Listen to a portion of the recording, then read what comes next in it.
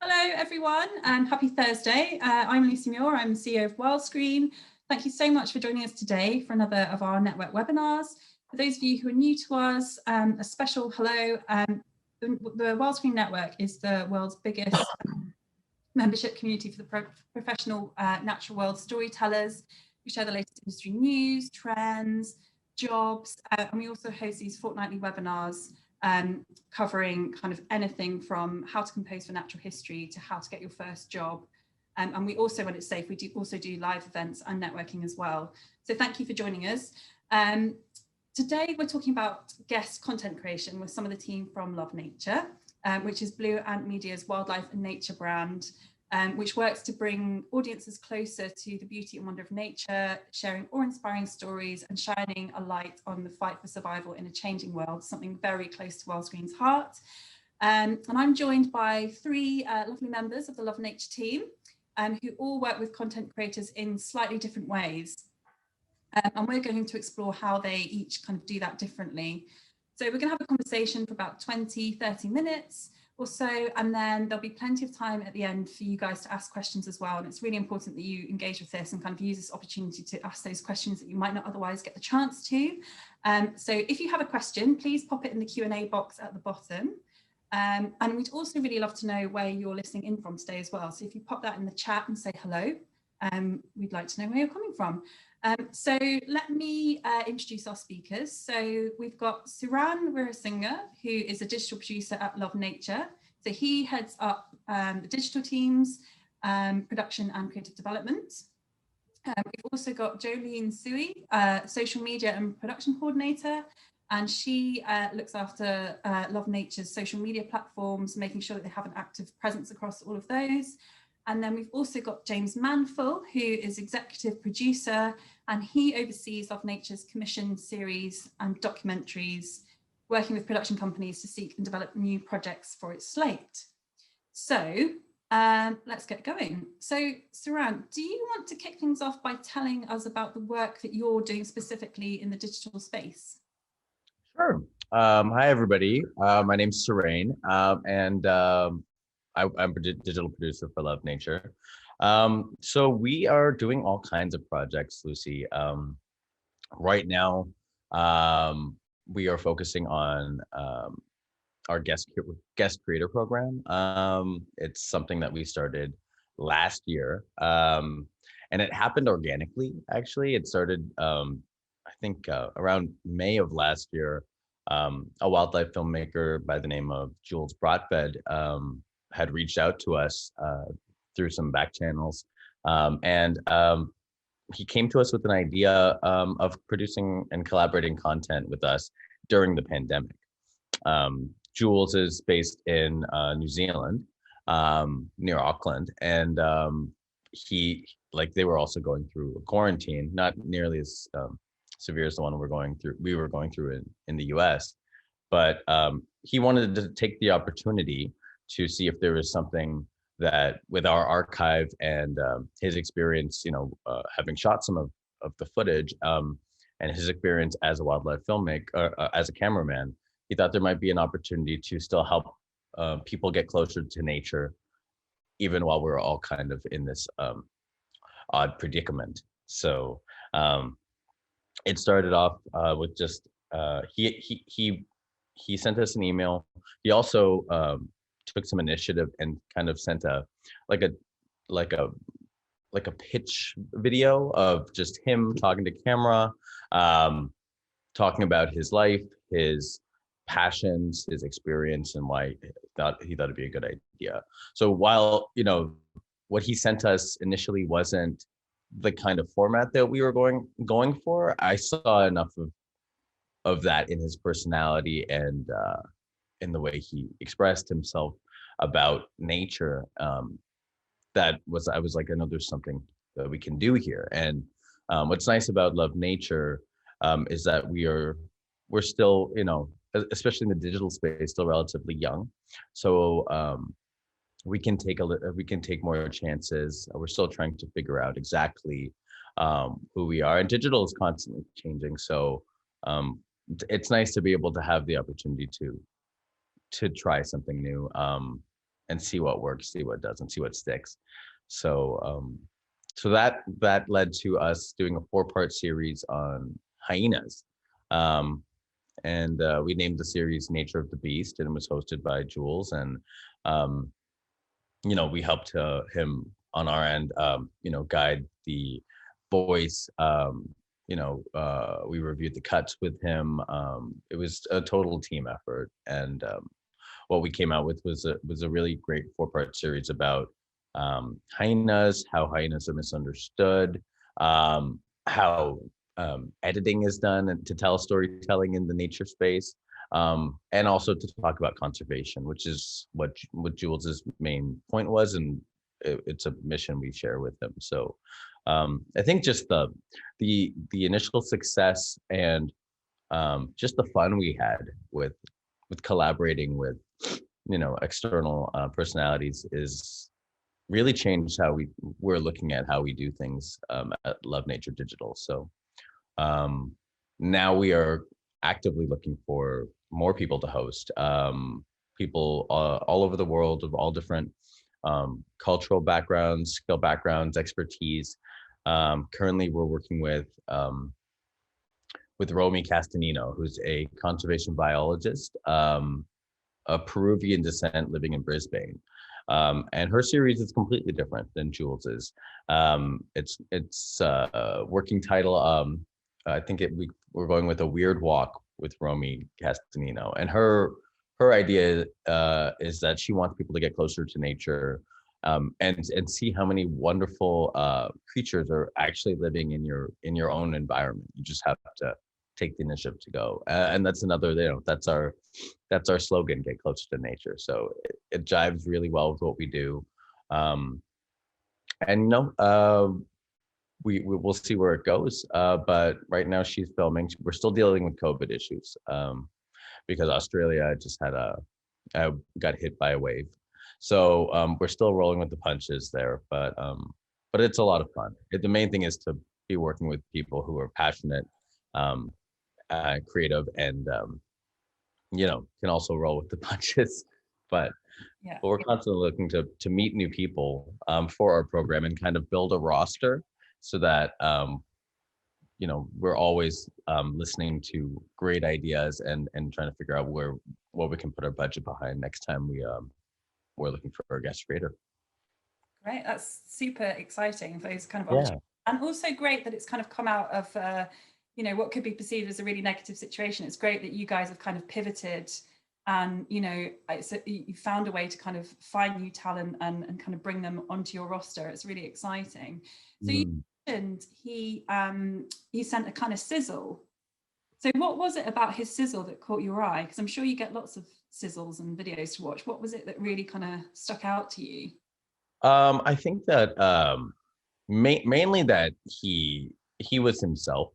He didn't try to over dazzle us with it, because the other nice thing about working with Jules, as it is working with Romy currently, is that they had an idea, but they weren't so forward as to be like, this is I've got this vision, and I just need, it didn't make us feel like they were just looking for somewhere to host what they were doing. He made it very apparent that, like, I understand I'm coming from the outside in.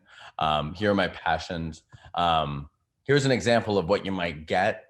Just me. This is my home.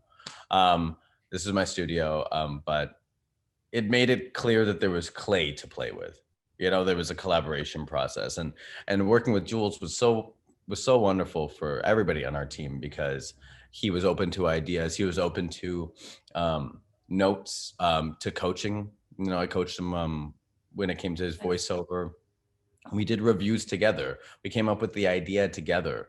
So while he was the face of it, everybody, I think, felt involved, and it felt like a true Love Nature production. And so that's what we're interested in doing. We're not,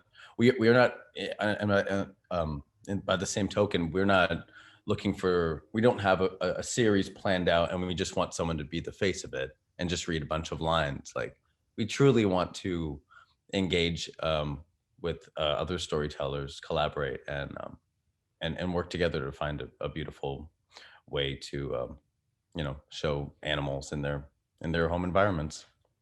Nice. So you're looking for kind of people that have that genuine passion, who just really want to share it. They don't need to come to you with a kind of finished product at all. You're more interested in what their kind of passion is and where they're coming from, and that's really refreshing to hear. Yeah, it's really refreshing. It's really refreshing to meet people like that, as well as I'm sure you know. There's no replacement for true passion. No. It bleeds into everything else. So I think true passion, creativity, and open-mindedness during the creative process is what I value more than anything when I'm working with people. Nice, nice. Okay, so Jolene, you work with content creators more on a kind of on your social media platforms. So do you want to kind of tell us a little bit about how you do that, how you find someone, what the process is? Yeah, that'd be great. Thank you. Yeah, Lucy. Hi, everybody. My name is Jolie. I'm the social media and production coordinator at Love Nature. So Seren just talked about the creator marketplaces program that we have. And I want to tell you guys a little bit about our Instagram takeover program. Just think of this program as an audition for personalities to collaborate with us on maybe a potential YouTube original series. This is a great way to, begin a creative partnership with us. We're constantly looking for creators on Instagram, on social media to feature and give them a platform, give them a voice, and get their stories out there. So we have collaborated with a lot of creators on Instagram. I'll give two examples. The first collaboration we have ever done with wildlife conservationist and host Kennel Bradwell. He actually reached out to me on Instagram and pitched this idea about he wants to go out and shoot this little short series about the British Columbia's amazing and bizarre salmon run that happens every year. So he was telling me all about it, and I've never really heard about this. So I was very affected and moved by his passion and his urge to create. And I basically be like, of course, Kana, go ahead and do it. And we're here for you. And if you need any support, we just want to offer you a platform. So he went out and did it with his partner. So he came back to me. It was a very smooth and professional delivery process. He dropped all the footage in G Drive and gave me this file. Basically, he labeled every frame, he labeled all the copy and mentioned that I'm supposed to tag, I'm supposed to write for every single frame, which made my job so much easier. And I was like, thank you, Connor, this is amazing. So it was really the first collaboration process. So we featured his story and highlighted his story on our Instagram page. I think unfortunately we are not able to show the Instagram takeover today, but if you guys go to our Instagram, his story is on our highlight, and I know Wellscreen will also post their link in the chat box. So if you guys are interested, you can go ahead and head there to see the Instagram takeover. And the second takeover we did that I want to show you guys is with our wildlife biologist and the wildlife cameraman, David and Lauren. So we also kind of knew them through social media, and they reached out to us. Me and Seren had a couple of meetings with them, just discuss what we can do, how we can collaborate. Maybe we can do a YouTube series. But before that, we want to kind of just do a short Instagram takeover or do something on Instagram and see how they engage with our audience, how they create our content. And it was a great success. They are freelancers, and they are able to travel the world and shoot all these incredible documentaries. So it was really amazing to see what they create. So we are still in the conversation talking about maybe we can create something further on YouTube and Facebook.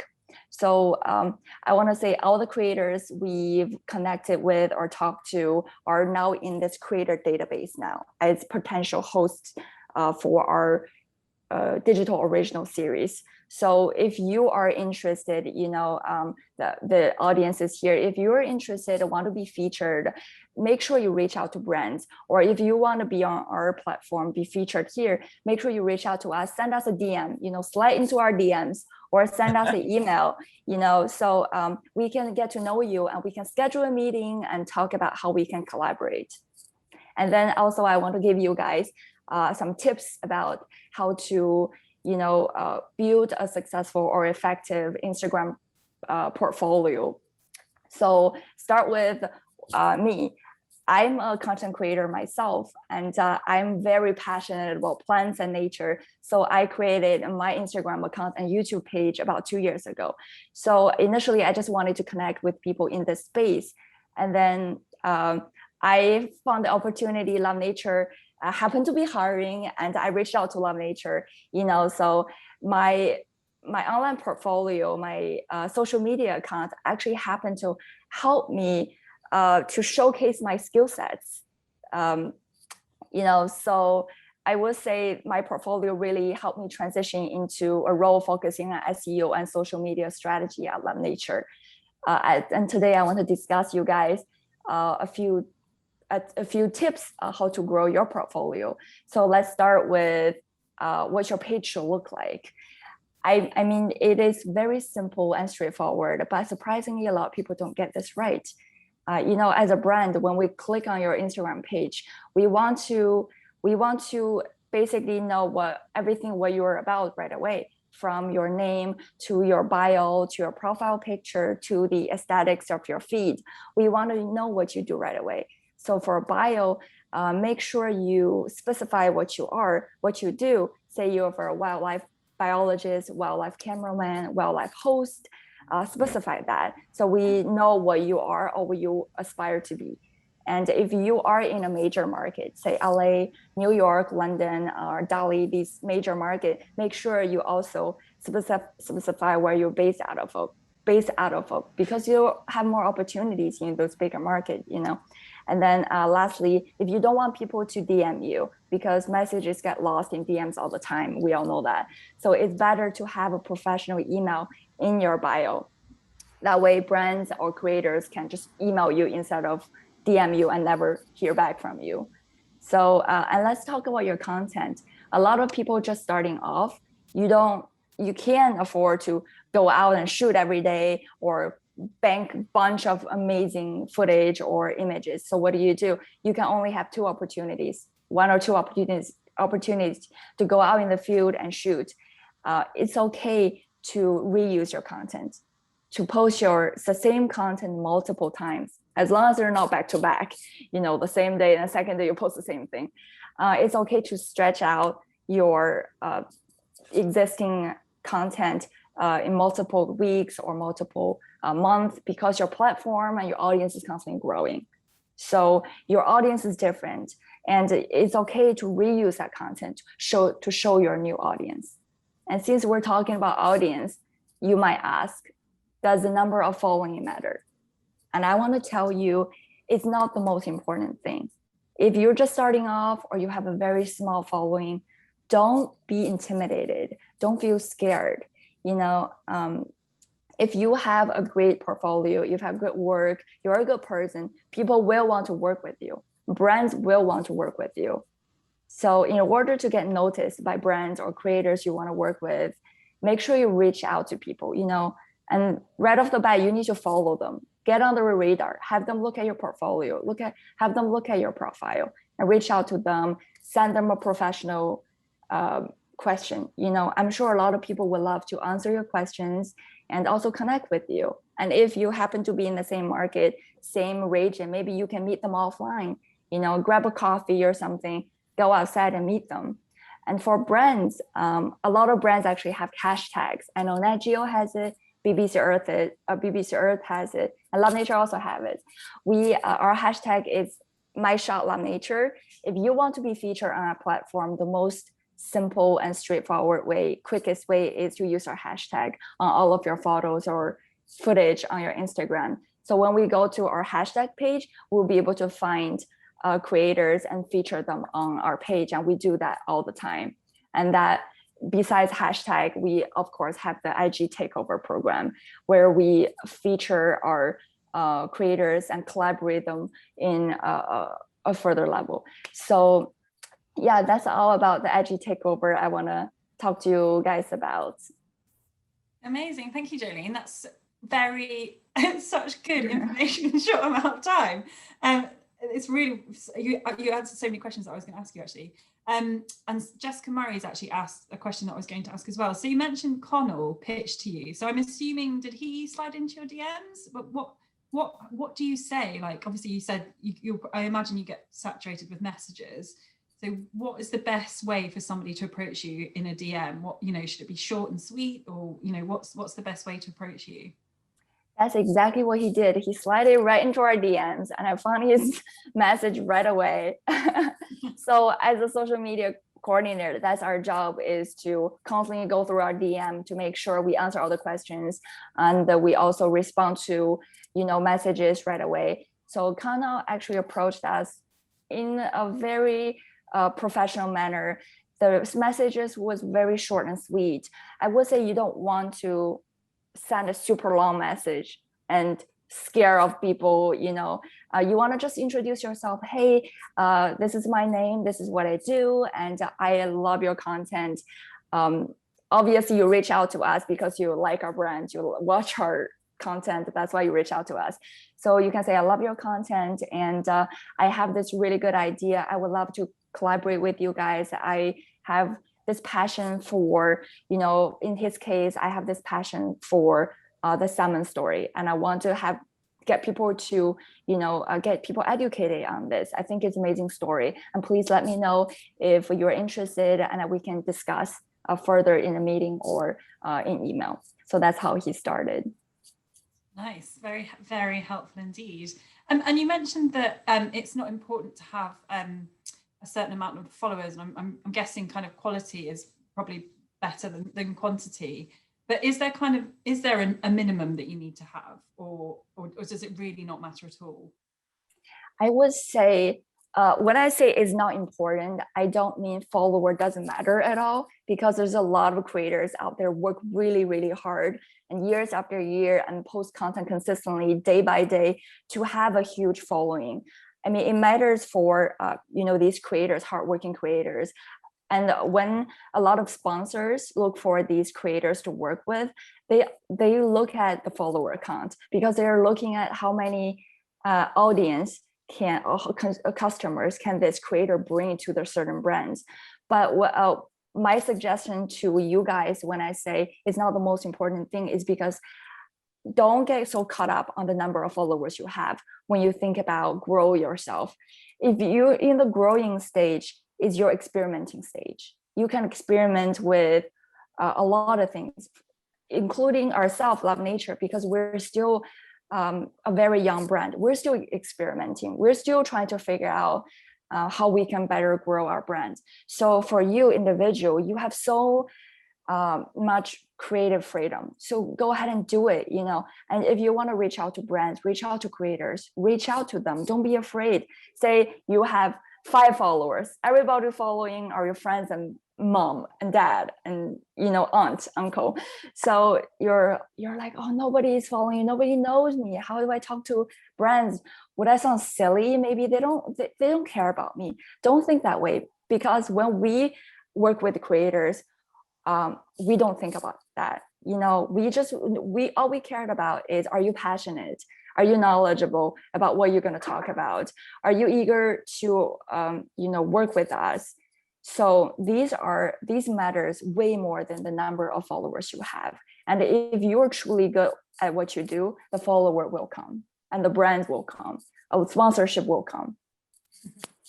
Nice, thank you, Jolene. That's, I guess it just kind of echoes what Suren was saying. It's all about your passion and your storytelling, and it's great to see that kind of goes across all your platforms as well. So we're now going to move on to James, who so obviously digital and social are a great way of discovering new talent, and what's really exciting is that's now kind of moving on to Love Nature's linear slate. So James, you're going to share with us a kind of linear slate that a new series that you've developed from discovering someone on digital and socials. Do you want to tell us a little bit about how that came about? Yeah, that'd be great. Thank you. Yeah, sure. I'll go back to more of what Seraine was speaking of, which is the Hyena digital series we did with Jules Broadvet. And again, he's was a DP from New Zealand. So he obviously brought a certain level of skill already to the mix as a DP, and he was working on a show for us, a series for us with Icon Films. So he had a you know, some level of advantage in that respect. But Love Nature Linear is digital is very new and agile and flexible, but Love Nature Linear is also relatively a newcomer to the scene. And we're still establishing what we're all about. And I know even when I began in 2018, we didn't do presenter led. We were blue chip and animal characters, and presenter led just wasn't a thing we were interested in. And in a sense, what digital has achieved, and digital's experimentation has then trickled into linear and helped us kind of change our focus a little bit and say, okay, not necessarily hosted, but engaged presenters, involved presenters, people who have a stake or a special knowledge or a special access in the content is something we're interested in. And Jules's series is the first, yeah, really kind of is the first thing we're doing. We have another series with Patrick Arye, if you know him, that's coming up. But Jules is the kind of the first sort of presented series we're doing in that respect. And what he did, essentially, he always had an idea of a wild dog series that he wanted to do. And so he came to digital with this hyena idea, knowing that he was also going to prove himself, in a sense, audition for linear, and that everyone from Seraine to me to my boss, you know, Carlin, who's the general manager of Love Nature, was going to see his material. So as we got excited about the digital series that he was doing with the hyenas, he dropped the wild dog pitch deck on us. And I don't know if you want to share that now, but the key thing is, so that's Jules. And this is, again, it's unrelated to the hyena show he did, other than it's going to be him as the knowledgeable, involved host. And as you can see, he put together a very, very professional pitch doc for us. And the one thing to remember is that he does have a relationship with Icon Films. He's a DP for them, DOP. And he didn't come to us just with this idea. He paired with Icon. So he, in addition to getting our attention, he also had to sell this idea to Icon and get them to say, yes, we will put the muscle of our production company behind it. And that is, so as you can see, it's a 6-part eps, and it's half hours. So yeah, so it's important to remember that he still needed to work with to get into linear, he still needed to work with a production company. But what his digital foray into Love Nature did was gave us the confidence, and gave us, and when Icon said we want to expand this into a wild dog series with Jules, he was a known quantity. We liked him. Carlin liked him on camera. So that wouldn't have come about without the digital series he did. So I think that's kind of the way that the crossover is now occurring, and the cross-pollination is occurring. And I can only see that that's going to happen more as we proceed. it's just important to remember that there is quite a different approach to the what Jolene was talking about, sliding into the DMs. It's a new term for me. The old guard here, but anyway, yeah, it's still a much more formal way of doing it, and still has to be done through a production company. But it's a great way to get on the radar. I want to kind of segue with that idea, just kind of in general, when I think people are like, well, what's the use of sharing material? And if you even are trying to get something on Instagram and you contact us, I want to give an example of someone who was trying to get into the guest creator, get something going for guest creator. She was a young French film student, and she approached me. Nothing really stuck. I liked her stuff. I have no idea how many followers she had. She had her own website, but she was passionate and she was smart. And I called St. Thomas Productions in France and said, I found this really cool person. Do you want to hire her? And she got hired by St. Thomas.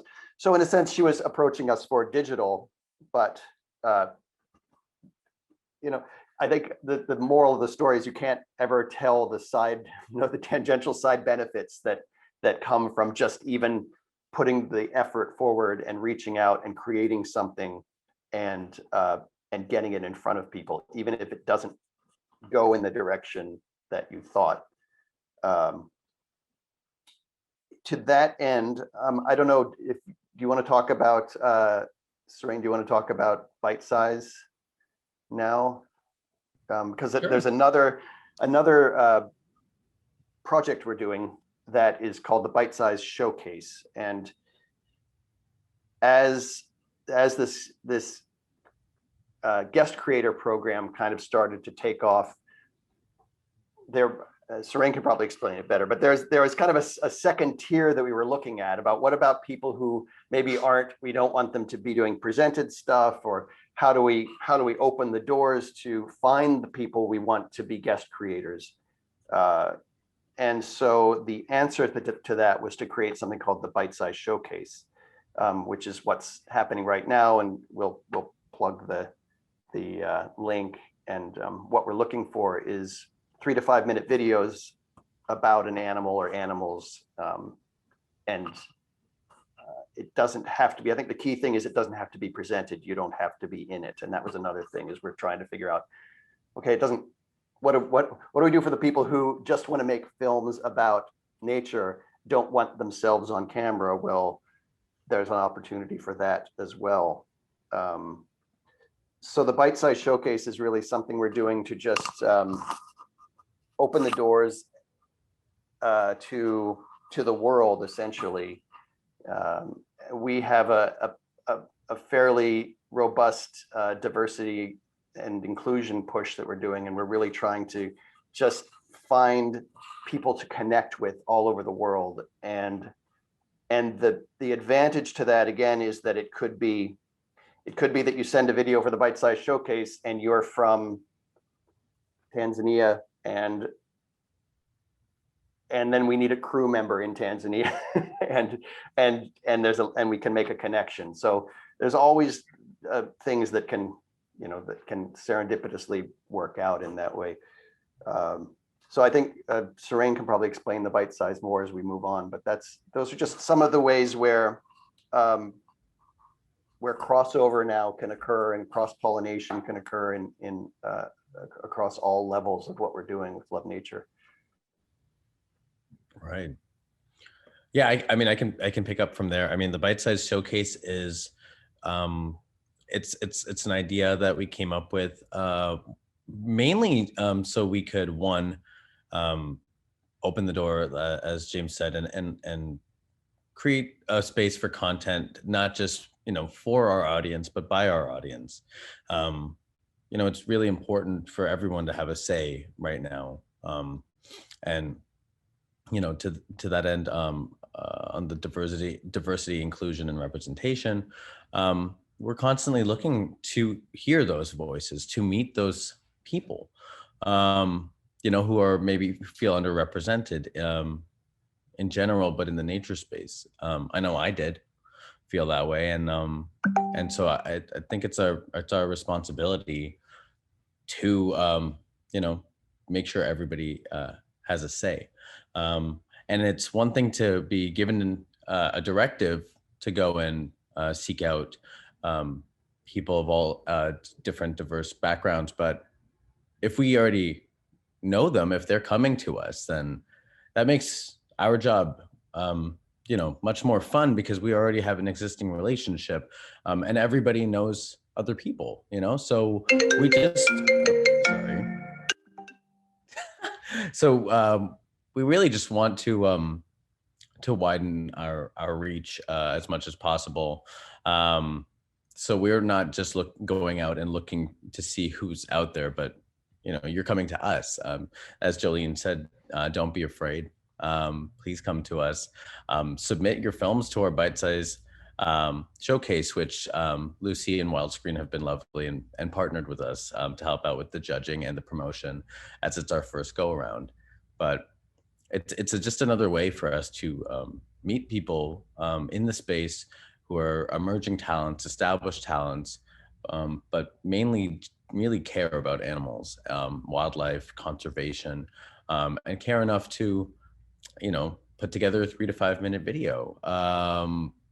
And there's no entry fee or anything, because sometimes film festivals can be expensive. There's a lot of great established film festivals that people are already submitting to, and ours is a little, it's very important to us, but it's also a means of meeting people, and we don't want to create any barriers for that. So it's our first go around. If you want more information, I believe Georgia is throwing that link in there, and yeah, please, if you have any questions about any of the projects we've talked about today, we'd love to answer them for you. Thanks, Sarah. So just to confirm, everyone, the closing date is it the 6th of August? August 6th, yeah. August 6th. My mum's birthday. But yeah, so make sure you do enter that. It sounds like it's such a great opportunity, as you say, to kind of meet some new talent, whether they're in front of the camera or perhaps more importantly, actually behind the camera. So make the most of that opportunity. And we're really excited. Me and the rest of the judges are really excited to see what you guys have got. And it is so amazing that Love Nature are giving this opportunity to, underrepresented voices, authentic voices. So we're really excited to see what comes of that. So we do have quite a few questions. So we've got 20 minutes left. So I'll go through those. Although I am intrigued to know, James, what people do if they can't slip into your DMs. Can they slip into your email? Can always slip into my email. Yeah. Cool. Okay. So I'll go through them in order. So Guy Prosser has asked, so he's currently working in TV commercial producing and wants to move into natural history production. So are there any skills that you think he could focus on as he kind of transitions? Are there any kind of, I guess, learnings that he can take, transferable skills from commercial that could move into natural history? Might be James or Saran? I think James is probably the best one to field that. Yeah, I mean, I guess it would depend on the principles of storytelling are the same, whether you're telling a narrative piece about humans, a fictional piece, or really, a wildlife story is essentially the same story arc that we're looking for. So a lot of those skills really truly are transferable. I think it would just depend on what his skill set is to begin with, and what he considers, a writer, a producer, a DP. So I'm not sure. I'm not exactly sure how to answer that, other than if you're a DP, go out and find a way to get a reel going, even if it's shooting robins in your backyard. I think that would be the primary way to do it. Yeah. And yeah, and I think that's the other thing is make a short film and send it to these guys. and it could be, if you have an idea for a long form series, but you want to whet someone's appetite, that's a way to do that. And the other thing, of course, is not just send it to us, but again, send it to if you want to break into linear here, you definitely have to get a production company behind you.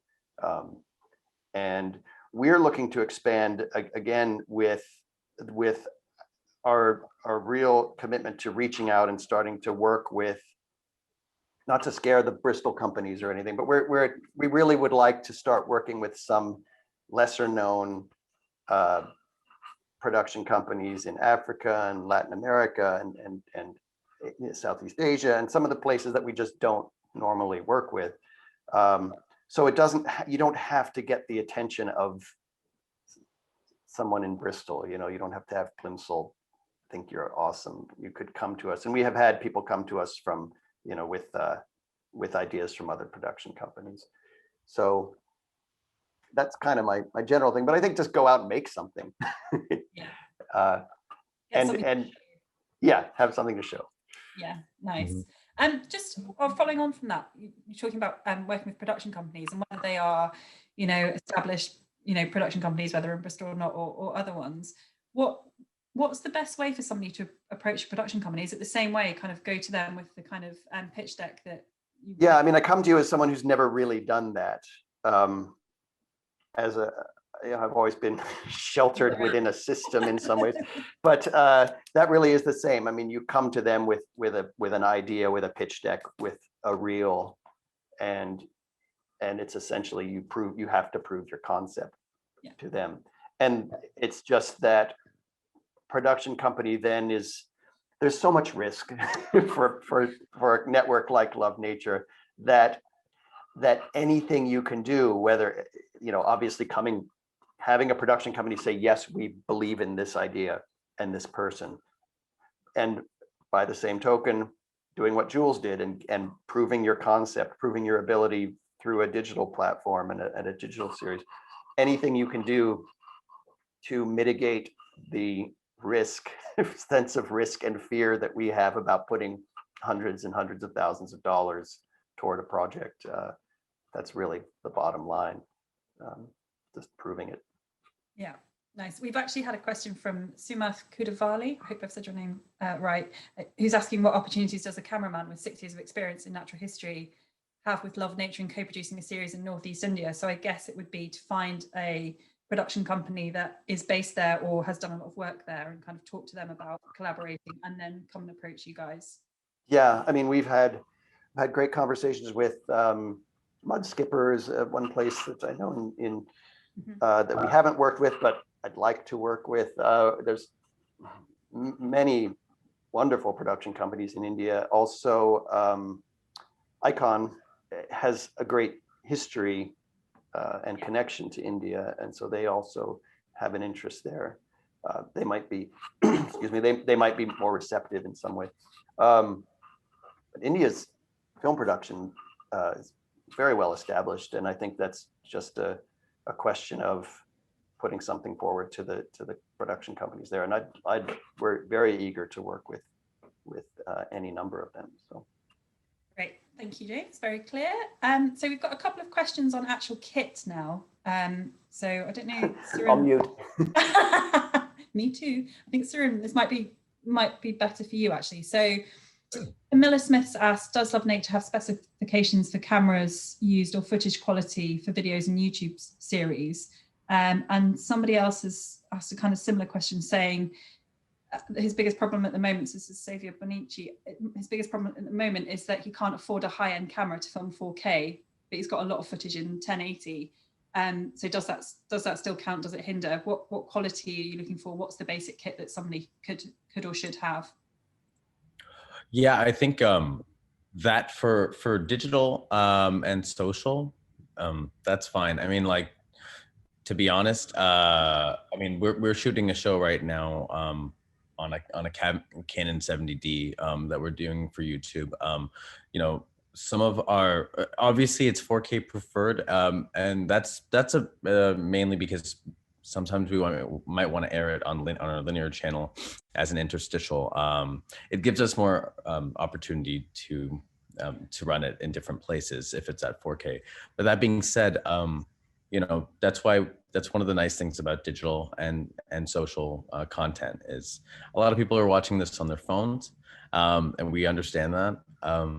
So as far as our YouTube channel and our Facebook page are concerned, like we just want you to make cool stuff. If it's a shot on your iPhone, I mean, they're making music videos that are shot on iPhones these days. So use what you got, and get it to in front of our eyes, and we'll go from there. You know, we'll find the best way to do it, and maybe there's, you know, some work that has to be done in post, but the main thing is that you're willing to go out and shoot it. Don't I never want anyone to be afraid based on the camera they can afford or the sound gear they can afford or whatever. Like, let's see what you've got, and then we'll go from there. Yeah, and I think that for the bite-sized showcase, especially, I mean, it can be anything. Very much so. Shot on your phone, cut on your laptop, done. Yeah. You know, obviously for linear, it's 4K, but that's, you know, we'll rent a camera package. You don't have to own one yourself. You don't have to own it yourself. Nice, thanks. That was really clear. So Rob Hart has asked, what are the key things that you look for in a film pitch? So do you value the individual's character and skill set above specific details of their idea? Or is it a mixture of the two? Is this for linear, do you think? I guess we could all answer it for Rob. Yeah. My answer is both. I mean, really, it has to be a good idea. I mean, the peeling back the curtain of the way we choose, there's so many factors that come into play. Have we done something like it before?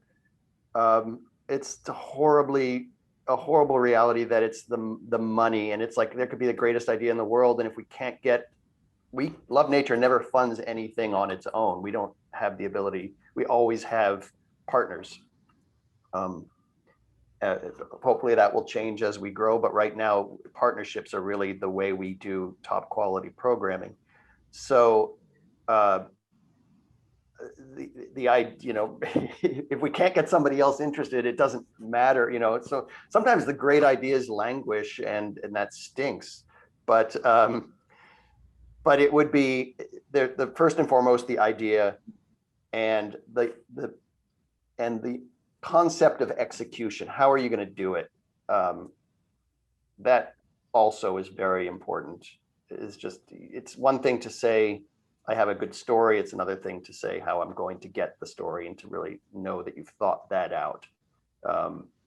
And how I'm going to tell the story in post. All of those things have to be clear. How the ultimate program is to be presented. And the style and the tone and all of those things.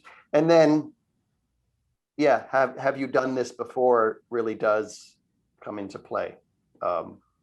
And if you haven't, you need to bring people on who have a certain, you know, who have that level of experience. But that's for linear. I'll pass it over to Serena. I mean, yeah, I mean, it's in terms of digital, the idea matters, very much so, because as James said, it depends on, have we done it before? Luckily on digital, we don't have years of ideas that we've already done. So that it's kind of open season, but you know, at the same time, we are paying attention to the analytics, what works for us, what our audience is interested in. So the idea is important. But I think that it's the personality, is the experience level in terms of, you know, knowing what you're talking about and being the right fit for for the series, for a series with us that is the most important thing. And then we can come up with ideas together. And then Jolene, if you want to answer that on your end as well, that'd be helpful. No, I think the question has been answered very well by Seren and James. I think we can move on. Oh, cool. All right, cool. Well done. Actually, I have got a question for you, Jolene. So Joseph Anthony has said there's a noticeable shift by content creators away from Instagram to Twitter because the feedback is there's much more authentic engagement on Twitter and they've got their own version of stories and obviously they've got chat rooms as well. So what are your thoughts on this shift, and are Love Nature thinking of including Twitter more in your kind of social media strategy in the future? Yeah, that's a great question, Joseph. I think Love Nature does have Twitter. We do have Twitter account, but we are not very active on Twitter. And we definitely have plans to be more active on Twitter. And I don't know if a lot of our audience know, we actually have TikTok as well, but we just started it. So there's so many, social media platforms and also Clubhouse, as you mentioned. There are so many platforms out there, and we're trying to have a social media presence on all these platforms.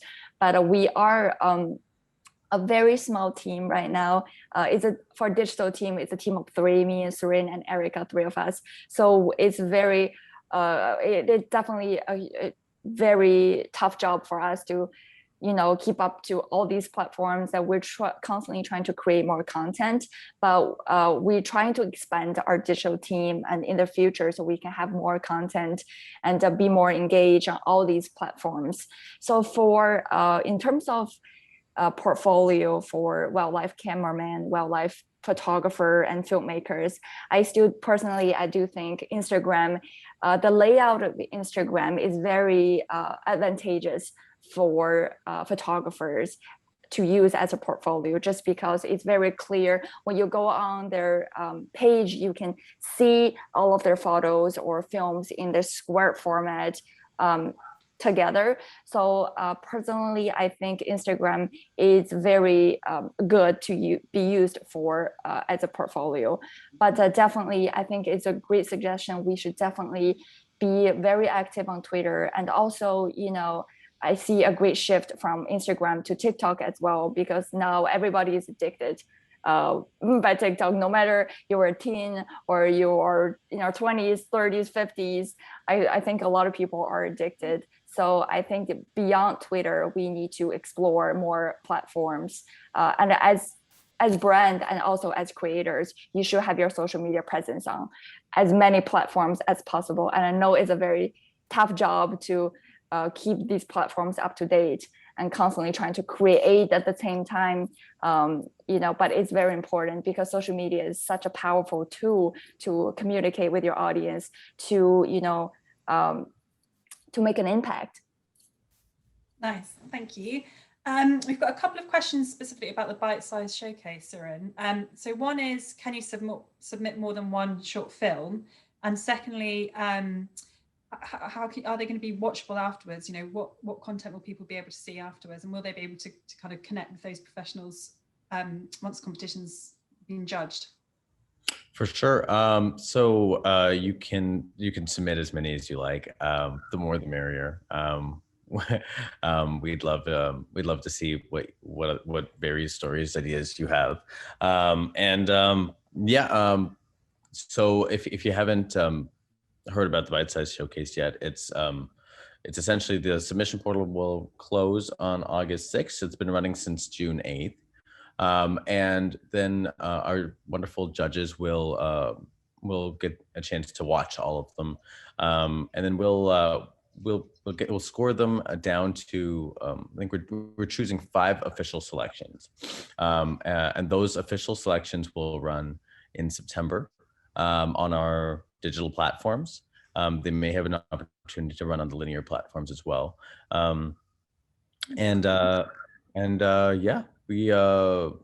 We're very excited to see what is out there. And though we're only naming 5 official selections, we're hoping there will be a lot more great stories that are worth posting, and we'll be publishing them as honorable mentions. But yes, we will see whatever you put out there. We are watching them. We're all talking about them, and they'll go, from us to the top level brain trust at Love Nature, as well as Wild Screen, as well as Jackson Wild, as well as we've just partnered with Nature in Focus and Sanctuary Asia in India. So your pieces will be seen by the eyeballs you want it to be seen by. So if your interest is in getting in touch with us and working with us, maybe you have an idea that you've wanted to do for some time. Maybe this is the opportunity to do it. Maybe you just want to make a connection with us about an idea that you haven't done, but you'd like to do in a few months. And again, this is a great way to show us what you've got and get in touch with us so we know your name. Thanks, Seren. It's the fact that it's free, and the people that you're partnering with, I think it is such a huge opportunity for new voices to be seen, and it's really exciting to see what comes in. And I'm sure there will be lots of honourable mentions as well as the 5 official selection. So yeah, thank you so much. Right, we've only got a minute left, so I'm afraid we're going to have to leave it there. Thank you so much for all your questions, everyone, and for listening in today. And of course, thank you so much to Saran, James and Jolene from Love Nature. Thanks for giving us your time and actually for being so open and transparent. You answered lots of questions that some people would tend to dodge, but I think you've been really clear and helpful, so I really appreciate that, and I'm sure everyone watching does as well. And everyone's got lots of helpful tips, so thank you. Yes, thank you for joining us. I hope you found today useful, and we look forward to seeing you at the next Wild Screen Network webinar soon. So take care, everyone, and have a good afternoon. Thank you.